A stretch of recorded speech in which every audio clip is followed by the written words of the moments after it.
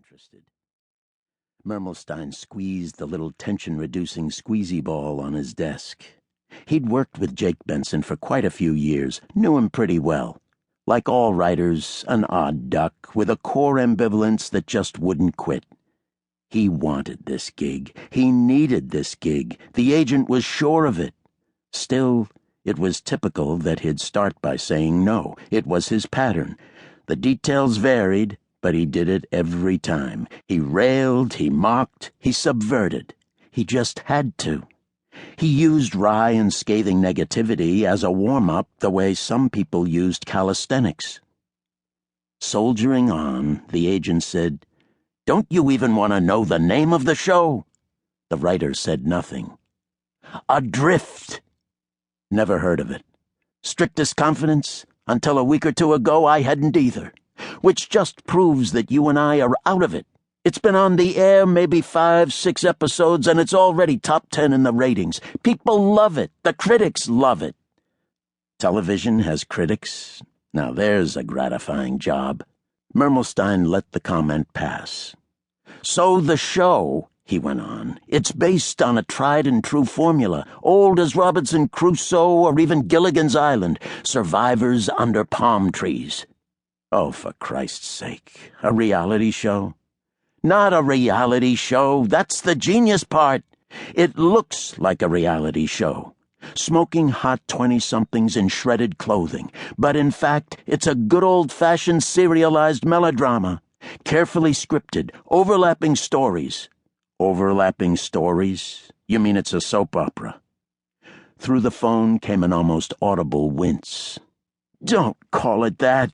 Especially not if you talk to the producers. They'd be really offended." Good. So here's the setup. All established in episode 1.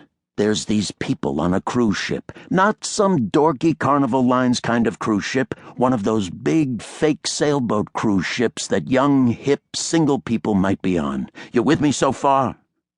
I've never seen a hip person on a cruise ship. Mermelstein ignored him. So they're in the middle of the ocean. Which ocean?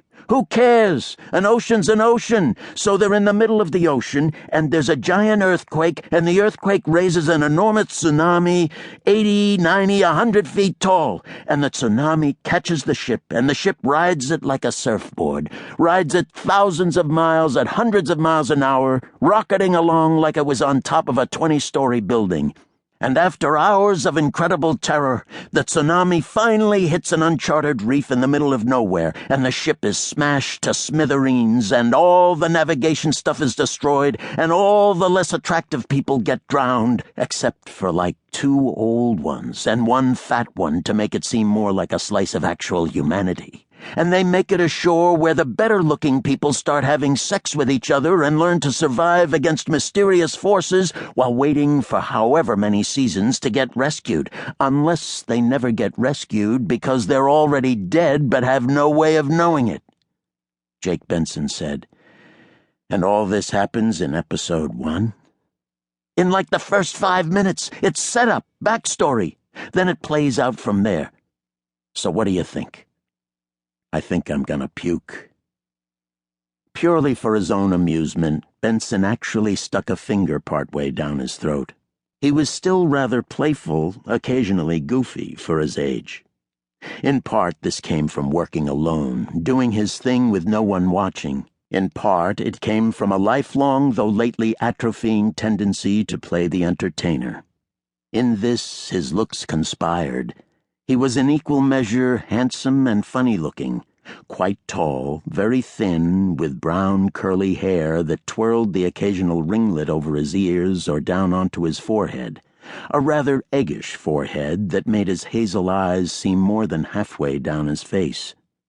The usual expression on his full lips was more complicated than a smile, but gentler than a smirk, and suggested a more or less constant musing on some private joke.